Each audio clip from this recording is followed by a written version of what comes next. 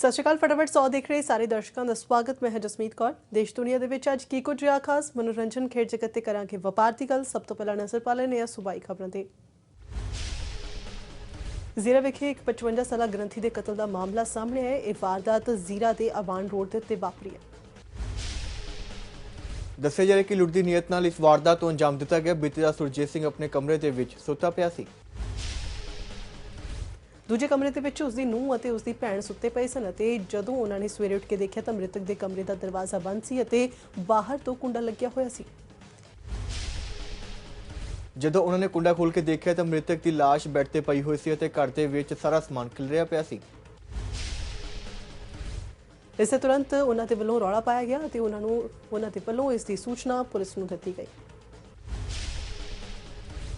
Police ਦੇ ਵੱਲੋਂ ਮੌਕੇ ਤੇ ਪਹੁੰਚ ਕੇ ਮਾਮਲਾ ਦਰਜ ਕਰ ਲਿਆ ਗਿਆ ਅਤੇ ਜਾਂਚ ਸ਼ੁਰੂ ਕਰ ਦਿੱਤੀ ਗਈ ਹੈ। ਸ਼੍ਰੋਮਣੀ ਅਕਾਲੀ ਦਲ ਦੇ ਵੱਲੋਂ ਕਿਸਾਨਾਂ ਦੇ ਹੱਕ ਦੇ ਵਿੱਚ ਪੂਰੇ ਪੰਜਾਬ ਭਰ ਦੇ ਵਿੱਚ ਰੋਸ ਪ੍ਰਦਰਸ਼ਨ ਕੀਤੇ ਜਾ ਰਹੇ ਨੇ। ਸ਼੍ਰੋਮਣੀ ਅਕਾਲੀ ਦਲ ਦੇ ਪ੍ਰਧਾਨ ਸੁਖਬੀਰ ਸਿੰਘ ਬਾਦਲ ਦੇ ਵੱਲੋਂ ਪੰਜਾਬ ਦਾ ਦੌਰਾ ਕਰਕੇ ਵਰਕਰਾਂ ਨੂੰ ਲਾਮਬੰਦ ਕੀਤਾ ਜਾ ਰਿਹਾ ਹੈ। ਸੁਖਬੀਰ ਸਿੰਘ ਬਾਦਲ ਵੱਲੋਂ ਪਟਿਆਲਾ, ਲੁਧਿਆਣਾ, ਰੋਪੜ, ਹੁਸ਼ਿਆਰਪੁਰ, ਫਗਵਾੜਾ ਤੋਂ ਬਾਅਦ ਗੁਰਦਾਸਪੁਰ, ਪਠਾਨਕੋਟ, ਅੰਮ੍ਰਿਤਸਰ ਅਤੇ ਤਰਨਤਾਰਨ ਵਿਖੇ ਵਰਕਰਾਂ ਨੂੰ ਸੰਬੋਧਨ ਕੀਤਾ ਗਿਆ। ਫਤਿਹਗੜ੍ਹ ਸਾਹਿਬ ਦੀ ਪੁਲਿਸ ਨੇ ਚੋਰਾਂ ਦੇ ਖਿਲਾਫ ਵੱਡੀ ਕਾਮਯਾਬੀ ਹਾਸਲ ਕੀਤੀ ਹੈ। ਫਤਿਹਗੜ੍ਹ ਚੂੜੀਆਂ ਦੀ ਪੁਲਿਸ ਵੱਲੋਂ ਬਾਈਕ ਚੋਰ ਗਿਰੋਹ ਦੇ 2 ਬਦਮਾਸ਼ਾਂ ਨੂੰ ਕਾਬੂ ਕੀਤਾ ਗਿਆ। ਪੁਲਿਸ ਨੇ ਚੋਰਾਂ ਦੇ ਕੋਲੋਂ 9 ਚੋਰੀ ਦੇ ਮੋਟਰਸਾਈਕਲ ਅਤੇ ਐਕਟਿਵਾ ਬਰਾਮਦ ਕੀਤੀ ਹੈ। ਪੁਲਿਸ ਦੇ ਮੁਤਾਬਕ ਨਾਕੇਬੰਦੀ ਦੌਰਾਨ ਇਹਨਾਂ ਦੋਨਾਂ ਚੋਰਾਂ ਨੂੰ ਗ੍ਰਿਫਤਾਰ ਕੀਤਾ ਗਿਆ। ਨਵੇਂ ਖੇਤੀ ਕਾਨੂੰਨ ਦੇ ਵਿਰੋਧ ਦੇ ਵਿੱਚ ਪੰਜਾਬੀ ਗਾਇਕ ਵੀ ਹੁਣ ਧਰਨੇ ਪ੍ਰਦਰਸ਼ਨਾਂ ਦੇ ਵਿੱਚ ਕਿਸਾਨਾਂ ਦਾ ਸਾਥ ਦੇ ਰਹੇ ਨੇ। ਬਟਾਲਾ ਵਿਖੇ ਪੰਜਾਬੀ ਗਾਇਕਾਂ ਦੇ ਵੱਲੋਂ ਖੇਤੀ ਕਾਨੂੰਨ ਦੇ ਖਿਲਾਫ ਧਰਨਾ ਦਿੱਤਾ ਗਿਆ। ਇਸ ਮੌਕੇ ਰਣਜੀਤ ਬਾਵਾ ਅਤੇ ਹਰਭਜਨ ਮਾਨ ਦੇ ਵੱਲੋਂ ਕਿਸਾਨਾਂ ਦੇ ਹੱਕ ਵਿੱਚ ਆਵਾਜ਼ ਬੁਲੰਦ ਕੀਤੀ ਗਈ ਹੈ। ਕੇਂਦਰ ਦੇ ਵੱਲੋਂ ਪਾਸ ਕੀਤੇ ਗਏ ਨਵੇਂ ਖੇਤੀ ਕਾਨੂੰਨ ਦਾ ਵਿਰੋਧ ਜਾਰੀ ਹੈ। ਉਧਰ ਹੀ ਕਈ ਭਾਜਪਾ ਆਗੂਆਂ ਦੇ ਵੱਲੋਂ ਵੀ ਇਸ ਨਵੇਂ ਕਾਨੂੰਨ ਦੀ ਖਿਲਾਫਤ ਕੀਤੀ ਜਾ ਰਹੀ ਹੈ। ਇਸ ਸਭ ਦੇ ਚਲਦਿਆਂ ਫਿਰੋਜ਼ਪੁਰ ਤੋਂ ਭਾਜਪਾ ਕਿਸਾਨ ਮੋਰਚਾ ਦੇ ਜ਼ਿਲ੍ਹਾ ਪ੍ਰਧਾਨ ਕਿੱਕਰ ਸਿੰਘ ਦੇ ਵੱਲੋਂ ਵੀ ਆਪਣੇ ਅਹੁਦੇ ਤੋਂ ਅਸਤੀਫਾ ਦਿੱਤਾ ਗਿਆ ਹੈ। ਇਸੇ ਤਰ੍ਹਾਂ ਫਿਰੋਜ਼ਪੁਰ ਤੋਂ ਦਿਹਾਤੀ ਮੰਡਲ ਦੇ ਜਨਰਲ ਸਕੱਤਰ ਅੰਗਰੇਜ਼ ਸਿੰਘ ਮਿੰਟੂ ਦੇ ਵੱਲੋਂ ਭਾਜਪਾ ਦੀ ਮੁੱਢਲੀ ਮੈਂਬਰਸ਼ਿਪ ਤੋਂ ਅਸਤੀਫਾ ਦੇ ਦਿੱਤਾ ਗਿਆ। ਉਧਰ ਫਿਰੋਜ਼ਪੁਰ ਸ਼ਹਿਰੀ ਹਲਕੇ ਦੇ ਭਾਜਪਾ ਦਿਹਾਤੀ ਮੰਡਲ ਦੇ ਜਨਰਲ ਸਕੱਤਰ ਚਰਨਦੀਪ ਸਿੰਘ ਦੇ ਵੱਲੋਂ ਵੀ ਖੇਤੀਬਾੜੀ ਬਿੱਲ ਦੇ ਵਿਰੋਧ ਦੇ ਵਿੱਚ ਆਪਣੀ ਮੁੱਢਲੀ ਮੈਂਬਰਸ਼ਿਪ ਤੋਂ ਅਸਤੀਫਾ ਦਿੱਤਾ ਗਿਆ। ਮੋਗਾ ਵਿਖੇ ਦਿਨ ਦਿਹਾੜੇ ਲੁੱਟ ਖੋਹਣ ਦੀ ਮਾਮਲਾ ਸਾਹਮਣੇ ਆਇਆ। ਲੁਟੇਰੇ ਪਿਸਤੌਲ ਦੀ ਨੋਕ ਦੇ ਉੱਤੇ 8 ਤੋਂ 9 ਤੋਲੇ ਸੋਨਾ ਲੈ ਕੇ ਫਰਾਰ ਹੋ ਗਏ। ਲੁੱਟ ਦੀ ਸਾਰੀ ਵਾਰਦਾਤ ਸੀਸੀਟੀਵੀ ਕੈਮਰੇ ਦੇ ਵਿੱਚ ਕੈਦ ਹੋਈ ਹੈ, ਜਿਸ ਦੇ ਆਧਾਰ ਤੇ ਪੁਲਿਸ ਦੇ ਵੱਲੋਂ ਜਾਂਚ ਕੀਤੀ ਜਾ ਰਹੀ ਹੈ। ਇਸ ਮਾਮਲੇ ਦੇ ਵਿੱਚ ਦੁਕਾਨ ਤੇ ਕੰਮ ਕਰਨ ਵਾਲੇ ਕਰਮਚਾਰੀਆਂ ਤੋਂ ਵੀ ਪੁੱਛਗਿੱਛ ਕੀਤੀ ਜਾ ਰਹੀ ਹੈ। ਵਿਰੋਧ ਦੇ ਬਾਵਜੂਦ ਤਿੰਨੋਂ ਖੇਤੀ ਬਿੱਲ ਕਾਨੂੰਨ ਬਣ ਗਏ ਨੇ। ਰਾਸ਼ਟਰਪਤੀ ਰਾਮਨਾਥ ਕੋਵਿੰਦ ਦੇ ਵੱਲੋਂ ਖੇਤੀ ਬਿੱਲਾਂ ਤੇ ਮੋਹਰ ਲਗਾ ਦਿੱਤੀ ਗਈ ਹੈ। ਇਸੇ ਦੇ ਚੱਲਦਿਆਂ ਪੰਜਾਬ ਸਮੇਤ ਹੋਰ ਰਾਜਾਂ ਦੇ ਵਿੱਚ ਜ਼ਬਰਦਸਤ ਵਿਰੋਧ ਕੀਤਾ ਜਾ ਰਿਹਾ ਹੈ। ਸ਼੍ਰੋਮਣੀ ਅਕਾਲੀ ਦਲ ਦੇ ਪ੍ਰਧਾਨ ਸੁਖਬੀਰ ਸਿੰਘ ਬਾਦਲ ਦੇ ਵੱਲੋਂ ਕੇਂਦਰ ਸਰਕਾਰ ਤੇ ਕਿਸਾਨ ਵਿਰੋਧੀ ਕਾਨੂੰਨ ਪਾਸ ਕਰਨ ਦੇ ਵੱਡੇ ਇਲਜ਼ਾਮ ਲਗਾਏ ਗਏ ਨੇ। ਉਹਨਾਂ ਦਾ ਕਹਿਣਾ ਹੈ ਕਿ ਰਾਸ਼ਟਰਪਤੀ ਨੇ ਵੀ ਕਿਸਾਨਾਂ ਦੀ ਆਵਾਜ਼ ਨਹੀਂ ਸੁਣੀ ਅਤੇ ਇਹਨਾਂ ਬਿੱਲਾਂ ਦੇ ਉੱਤੇ ਮੋਹਰ ਲਗਾ ਦਿੱਤੀ ਹੈ। ਫਰੀਦਕੋਟ ਵਿਖੇ ਕਿਸਾਨ ਜਥੇਬੰਦੀਆਂ ਦੇ ਵੱਲੋਂ ਕੀਤੀ ਗਈ ਮੀਟਿੰਗ ਦੇ ਵਿੱਚ ਕਈ ਵੱਡੇ ਫੈਸਲੇ ਲਏ ਗਏ ਨੇ। ਇਸ ਤਹਿਤ ਕਿਸਾਨ ਜਥੇਬੰਦੀਆਂ 1 ਅਕਤੂਬਰ ਤੋਂ ਅਣਮਿੱਥੇ ਸਮੇਂ ਦੇ ਲਈ ਰੇਲਵੇ ਟਰੈਕ ਜਾਮ ਕਰਨਗੀਆਂ ਅਤੇ ਧਰਨੇ ਦੇਣਗੀਆਂ। ਇਸ ਨਾਲ ਹੀ ਭਾਜਪਾ ਆਗੂਆਂ ਦੇ ਘਰਾਂ ਦਾ ਘਿਰਾਵ ਵੀ ਕੀਤਾ ਜਾਵੇਗਾ ਅਤੇ ਕੇਂਦਰ ਸਰਕਾਰ ਦੇ ਖਿਲਾਫ ਰੋਸ ਪ੍ਰਦਰਸ਼ਨ ਕੀਤੇ ਜਾਣਗੇ। ਸ਼ਹੀਦ ਭਗਤ ਸਿੰਘ ਦੇ ਜਨਮ ਦਿਹਾੜੇ ਦੇ ਮੌਕੇ ਅਕਾਲੀ ਦਲ ਦੇ ਯੂਥ ਵਿੰਗ ਤੇ ਪੰਜਾਬ ਪ੍ਰਧਾਨ ਬੰਟੀ ਰਮਾਣਾ ਦੇ ਵੱਲੋਂ ਟਰੈਕਟਰ ਰੈਲੀ ਕੱਢੀ ਗਈ। ਇਸ ਮੌਕੇ ਉਹਨਾਂ ਕਿਹਾ ਕਿ ਪੂਰੇ ਦੇਸ਼ ਦੇ ਵਿੱਚ ਖੇਤੀਬਾੜੀ ਕਾਨੂੰਨ ਨੂੰ ਲੈ ਕੇ ਹਾਹਾਕਾਰ ਮਚੀ ਹੋਈ ਹੈ, ਜਿੱਥੇ ਕਿ ਕਿਸਾਨ ਲਗਾਤਾਰ ਸੰਘਰਸ਼ ਦੀ ਰਾਹ ਤੇ ਨੇ। ਉਹਨੇ ਕਿਹਾ ਕਿ ਉੱਥੇ ਹੀ ਕਿਸਾਨਾਂ ਨੇ ਹੱਕਾਂ ਵਾਸਤੇ ਅਕਾਲੀ ਦਲ ਵੀ ਸੜਕਾਂ ਦੇ ਉੱਤੇ ਉਤਰ ਕੇ ਕੇਂਦਰ ਸਰਕਾਰ ਤੇ ਲਗਾਤਾਰ ਦਬਾਅ ਬਣਾ ਕੇ ਕਿਸਾਨਾਂ ਦੇ ਨਾਲ ਹੋ ਰਹੀ ਧੱਕੇਸ਼ਾਹੀ ਨੂੰ ਰੋਕਣ ਦੇ ਲਈ ਹਰ ਸੰਭਵ ਕੋਸ਼ਿਸ਼ ਕਰ ਰਿਹਾ ਹੈ। ਉਧਰ ਕੇਂਦਰ ਸਰਕਾਰ ਤੇ ਫਿਰੋਜ਼ਪੁਰ ਪਹੁੰਚੇ ਬੰਟੀ ਰਮਾਣਾ ਦੇ ਵੱਲੋਂ ਤਿੱਖੇ ਹਮਲੇ ਕੀਤੇ ਗਏ ਨੇ। ਉਹਨਾਂ ਕੇਂਦਰ ਸਰਕਾਰ ਤੇ ਜੰਮ ਕੇ ਨਿਸ਼ਾਨੇ ਸਾਧੇ ਨੇ। ਸ਼ਹੀਦ ਭਗਤ ਸਿੰਘ ਦੇ ਜਨਮ ਦਿਹਾੜੇ ਦੇ ਮੌਕੇ ਤੇ ਕੈਪਟਨ ਅਮਰਿੰਦਰ ਸਿੰਘ ਖਟਕੜ ਕਲਾਂ ਪਹੁੰਚੇ ਅਤੇ ਉਹਨਾਂ ਦੇ ਵੱਲੋਂ ਸ਼ਹੀਦ ਭਗਤ ਸਿੰਘ ਨੂੰ ਸ਼ਰਧਾਂਜਲੀ ਭੇਂਟ ਕੀਤੀ ਗਈ। इस मौके हरीश रावत ते सुनील जाखड़ भी मौजूद रहे। मुख मंत्री कैप्टन अमरिंदर सिंह दे वल्लों शहीद आजम भगत सिंह नूं शरधा दे फुੱਲ भेंट किए गए। ਮੁੱਖ ਮੰਤਰੀ ਵੱਲੋਂ ਨਵੇਂ ਖੇਤੀ ਕਾਨੂੰਨ ਦੇ ਖਿਲਾਫ ਕੇਂਦਰ ਸਰਕਾਰ ਦੇ ਖਿਲਾਫ ਕਾਫੀ ਨਿਸ਼ਾਨੇ ਸਾਧੇ ਗਏ ਨੇ। खबर हुशियारपुर तो जिथे खाली प्लाट के विच एक विआहता की लाश मिलन का सनसनीखेज मामला सामने आया। ਮ੍ਰਿਤਕਾ ਦੀ ਪਛਾਣ ਪ੍ਰੇਮ ਲਤਾ ਦੇ ਤੌਰ ਤੇ ਹੋਈ ਹੈ, ਜੋ ਕਿ ਪਿੰਡ ਰੋੜੀਆਂ ਬੱਠੀਆਂ ਦੀ ਰਹਿਣ ਵਾਲੀ ਸੀ। जानकारी मुताबक प्रेमलता अपने किसी रिश्तेदार नूं मिलन दे लई पिंड पहुंची सी, पर जदों ओह देर रात घर ना पहुंची तां उसके पति दे वल्लों इस घटना की सूचना पुलिस नूं दित्ती गई। थाना मॉडल टाउन पुलिस ने मृतका के पति की शिकायत ते लापता औरत की भाल शुरू कर दी है। पुलिस ने प्रेमलता की लाश नूं पोस्टमार्टम लई भेज दिता अते मामले की जांच शुरू कर दी है। एसएचओ ने दस्सिया कि मृतका के पति की शिकायत उसके रिश्तेदार अशोक कुमार खिलाफ मामला दर्ज करके कार्रवाई शुरू कर दी गई है। उन्होंने दस्सिया कि कथित दोषियों नूं गिरफ्तार कर लिया गया, जिस संबंधी अशोक कुमार का कहना है कि प्रेमलता दे नाल उसके नाजायज संबंध सन। उन्होंने दस्सिया कि वो इसनूं ब्लैकमेल करदी सी अते जिस करके उसने नशे की हालत विच उसका कतल कर दिता। ते अगली खबर बरनाल तो जिथे कि एक व्यक्ति नूं घर दे कोल शराब पी रहे शराबी नूं उत्थों जाण दे लई कहना महंगा पै गया। शराबी ते वल्लों 15 ਤੋਂ 20 हथियारबंद गुंडियां नूं नाल लैके 40 साला काला सिंह कतल कर दिता गया। जानकारी दिंदे होए मृतक के भरा ने दस्सिया है कि एक शराबी उन्हां दे घर दे कोलों शराब पी के लंघ रहा सी। जदों उसके भरा ने उसनूं उत्थों जाण दे लई कहा तां उसने 15 ਤੋਂ 20 हमलावरां दे नाल मिल के उस ते हमला कीता।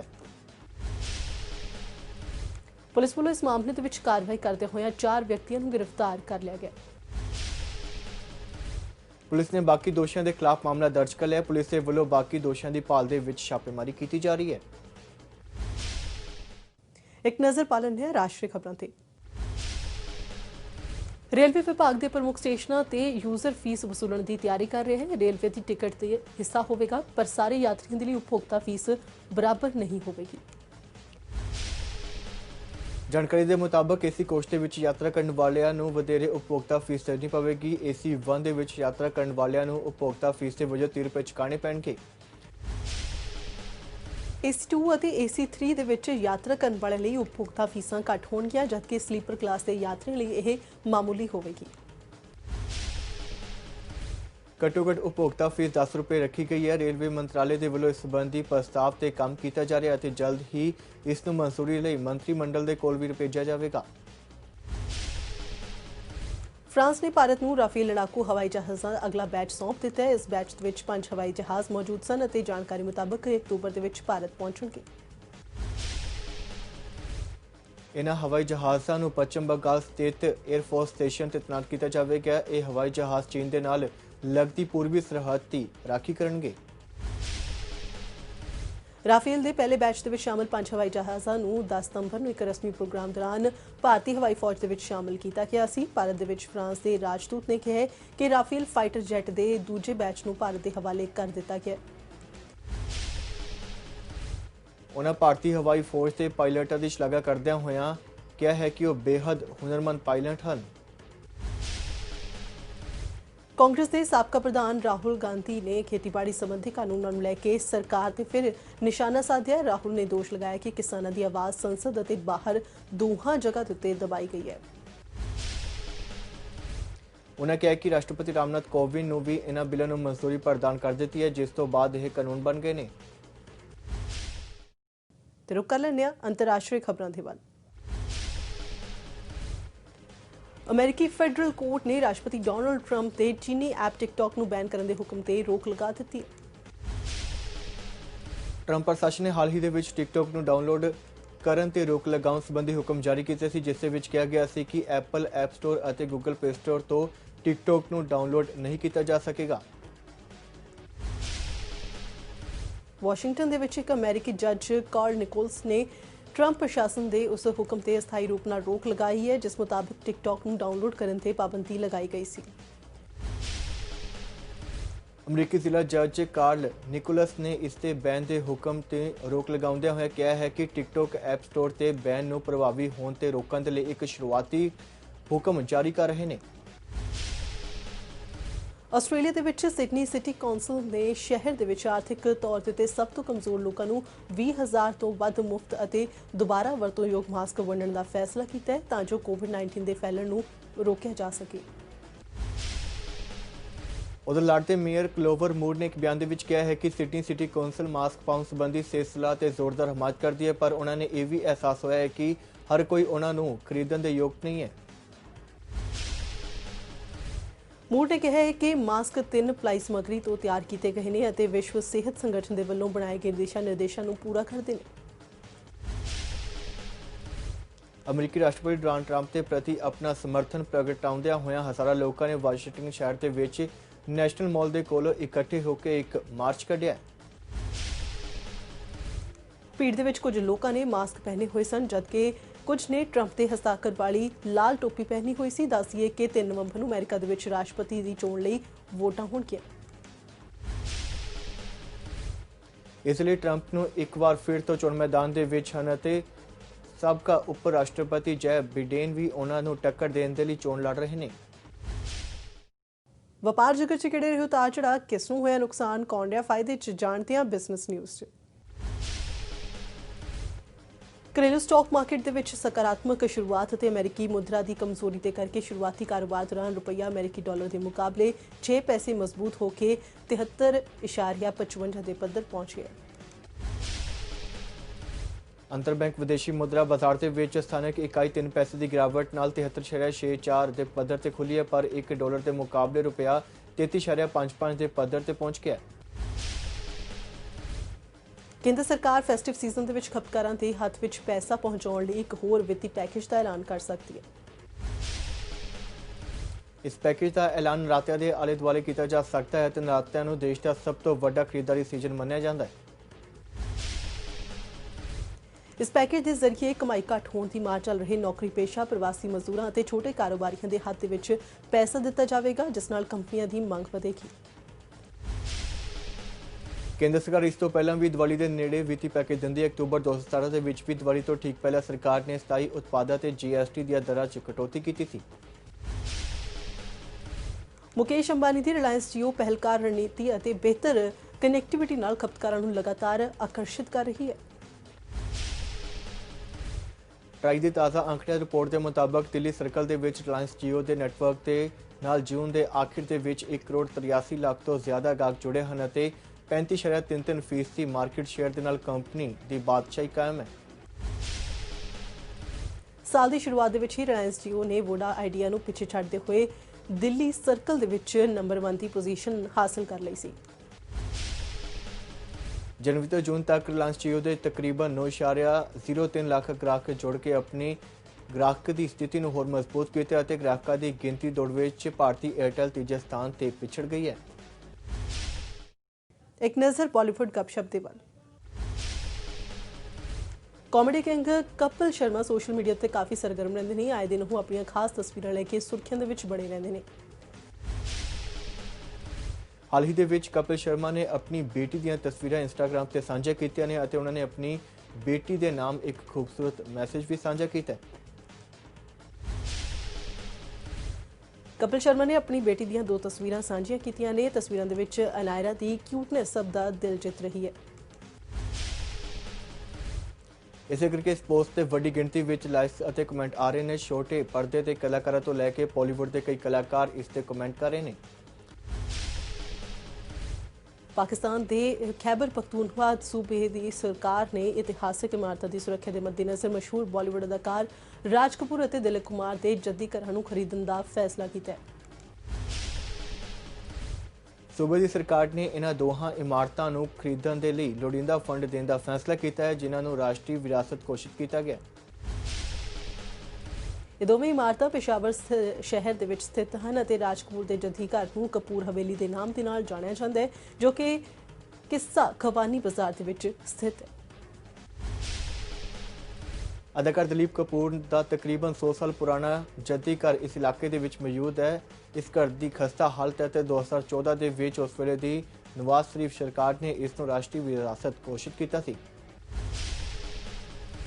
ਟੀਵੀ ਤੇ ਬਾਲੀਵੁੱਡ ਅਦਾਕਾਰਾ ਮੌਨੀ ਰॉय ਹਮੇਸ਼ਾ ਹੀ ਆਪਣੀਆਂ ਖੂਬਸੂਰਤ ਤਸਵੀਰਾਂ ਦੇ ਕਰਕੇ ਸੋਸ਼ਲ ਮੀਡੀਆ ਦੇ ਉੱਤੇ ਚਰਚਾ ਦਾ ਵਿਸ਼ਾ ਬਣੀ ਹੁੰਦੀ ਹੈ ਅਤੇ ਹਾਲ ਹੀ ਦੇ ਵਿੱਚ ਮੌਨੀ ਰॉय ਆਪਣੇ ਇੰਸਟਾਗ੍ਰam ਦੇ ਉੱਤੇ ਕੁਝ ਨਵੀਆਂ ਤਸਵੀਰਾਂ ਸਾਂਝੀਆਂ ਕਰ ਚੁੱਕੀ ਹੈ। ਮੋਨੀ ਦੀਆਂ ਇਹ ਤਸਵੀਰਾਂ ਮਾਲਦੀਵ ਦੀਆਂ ਹਨ ਤੇ ਇਸ ਵਿੱਚ ਕਦੇ ਉਹ ਸਮੁੰਦਰ ਦੇ ਵਿੱਚ ਆਰਾਮ ਕਰਦੀ ਨਜ਼ਰ ਆ ਰਹੀ ਹੈ ਤੇ ਕਦੇ ਉਹ ਮਾਲਦੀਵ ਦੀਆਂ ਵਾਦੀਆਂ ਦੇ ਵਿੱਚ ਸਾਈਕਲ ਚਲਾਉਂਦੀ। ਰੁਕ ਕਰਦੇ ਹਾਂ ਖੇਡ ਦੇ ਮੈਦਾਨ ਤੇ ਵੱਲ। ਆਈਪੀਐਲ ਮੈਚ ਦੌਰਾਨ ਕਈ ਵਾਰ ਅਜਿਹੀ ਫੀਲਡਿੰਗ ਬੱਲੇਬਾਜ਼ੀ ਅਤੇ ਕੈਚ ਦੇਖਣ ਨੂੰ ਮਿਲਦੇ ਹਨ ਜਿਸ ਦੀ ਹਰ ਕਿਸੇ ਨੇ ਸ਼ਲਾਘਾ ਕੀਤੀ ਹੋਵੇ। ਅਜਿਹੀ ਸ਼ਾਨਦਾਰ ਫੀਲਡਿੰਗ ਰਾਜਸਥਾਨ ਲਾਇਨਸ ਅਤੇ ਕਿੰਗ 11 ਪੰਜਾਬ ਦੇ ਮੈਚ ਦੌਰਾਨ ਦੇਖਣ ਨੂੰ ਮਿਲੀ ਹੈ ਤੇ ਪੰਜਾਬ ਦੇ ਖਿਡਾਰੀ ਨਿਕੋਲਸ ਪੂਰਨ ਨੇ ਸ਼ਾਨਦਾਰ ਡਾਈਵ ਲਗਾਉਂਦਿਆਂ ਹੋਇਆਂ ਛੱਕਾ ਰੋਕ ਦਿੱਤਾ।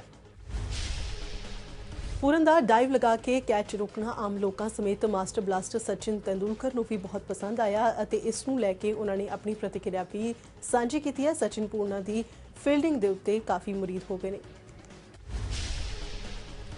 ਰਾਜਸਥਾਨ ਦੇ ਬੱਲੇਬਾਜ਼ੀ ਦੇ ਦੌਰ ਦੇ ਵਿੱਚ ਜਦੋਂ ਸੰਜੂ ਸੈਮੂਅਲਨ ਨੂੰ 8ਵੇਂ ਓਵਰ ਦੀ ਤੀਜੀ ਗੇਂਦ ਸੁੱਟੀ ਗਈ ਤਾਂ ਉਸਨੇ ਛੱਕਾ ਲਗਾਉਂਦਿਆਂ ਹੋਇਆਂ ਸ਼ਾਟ ਮਾਰਿਆ ਅਤੇ ਬਾਉਂਡਰੀ ਲਾਈਨ ਤੇ ਖੜੇ ਪੂਰਨ ਨੇ ਡਾਈਵ ਲਗਾਉਂਦਿਆਂ ਹੋਇਆਂ ਗੇਂਦ ਨੂੰ ਰੋਕ ਕੇ ਛੱਕਾ ਰੋਕ ਦਿੱਤਾ। ਗੋਲਫਰ ਅਨਿਰਬਾਨ ਲਾਹਿੜੀ PCA ਟੂਰ ਦੇ 2018 ਤੋਂ ਬਾਅਦ ਸਭ ਤੋਂ ਬਿਹਤਰ ਪ੍ਰਦਰਸ਼ਨ ਕਰਦੇ ਹੋਏ ਇੱਥੇ ਤੀਜੇ ਦੌਰ ਦੇ ਵਿੱਚ ਬੋਗੀ ਰਹਿਤ 8 ਅੰਡਰ 64 ਦਾ ਕਾਰਡ ਖੇਡ ਕੇ ਕੋਰਾਲੇਸ ਪ੍ਰੋਟੋਕਾਨਾ ਚੈਂਪੀਅਨਸ਼ਿਪ ਦੇ ਵਿੱਚ ਸਾਂਝੇ ਤੌਰ ਤੇ 10ਵੇਂ ਸਥਾਨ ਤੇ ਪਹੁੰਚ ਗਏ ਨੇ। ਕੋਚ ਵਿਜੇ ਦਿਵਚਾ ਤੋਂ ਸਲਾਹ ਲੈਣ ਦਾ ਅਸਰ ਵੀ ਉਸ ਦੀ ਖੇਡ ਤੇ ਦਿਖ ਰਿਹਾ ਤੇ ਇਸ ਦੇ ਨਾਲ ਉਹਨਾਂ ਨੇ ਪਹਿਲੇ ਦੋ ਦੌਰ ਦੇ ਵਿੱਚ ਆਪਣੇ ਸਕੋਰ ਦੇ ਵਿੱਚ ਕਾਫੀ ਚੰਗਾ ਸੁਧਾਰ ਕੀਤਾ।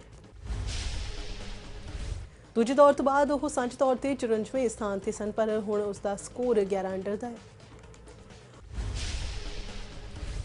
ਕਿੰਗ 11 ਪੰਜਾਬ ਦੀ ਟੀਮ ਦੇ ਵੱਲੋਂ ਮਯੰਕ ਅਗਰਵਾਲ ਨੇ ਆਪਣੀ IPL ਕਰੀਅਰ ਦਾ ਪਹਿਲਾ ਸੈਂਕੜਾ ਲਗਾਉਂਦਿਆਂ ਹੋਇਆਂ ਇਤਿਹਾਸ ਰਚਿਆ। ਮਯੰਕ ਨੇ ਸਿਰਫ 45 ਗੇਂਦਾਂ ਦੇ ਵਿੱਚ ਸੈਂਕੜਾ ਲਗਾ ਕੇ ਕਈ ਰਿਕਾਰਡ ਆਪਣੇ ਨਾਮ ਕਰ ਲਏ ਹਨ। ਅਗਰਵਾਲ 50 ਗੇਂਦਾਂ ਦੇ ਉੱਤੇ 106 ਦੌੜਾਂ ਬਣਾ ਕੇ ਆਊਟ ਹੋਏ ਅਤੇ ਆਪਣੀ ਪਾਰੀ ਦੇ ਵਿੱਚ ਉਸਨੇ 10 ਚੌਕੇ ਅਤੇ 7 ਛੱਕੇ ਜੜੇ। ਅਗਰਵਾਲ IPL ਦੇ ਇਤਿਹਾਸ ਵਿੱਚ ਭਾਰਤੀ ਬੱਲੇਬਾਜ਼ਾਂ ਸਭ ਤੋਂ ਤੇਜ਼ ਸੈਂਕੜਾ ਲਗਾਉਣ ਵਾਲੇ ਦੂਜੇ ਖਿਡਾਰੀ ਬਣ ਗਏ ਨੇ। ਇਸ ਤੋਂ ਪਹਿਲਾਂ ਇਸ ਮਾਮਲੇ ਦੇ ਵਿੱਚ ਯੂਸਫ ਪਠਾਨ ਪਹਿਲੇ ਨੰਬਰ ਤੇ ਨੇ। ਫਟਾਫਟ 100 ਦੇ ਵਿੱਚ ਅੱਜ ਬਸ ਇੰਨਾ ਹੀ। ਮੈਨੂੰ ਦਿਓ ਇਜਾਜ਼ਤ। ਧੰਨਵਾਦ।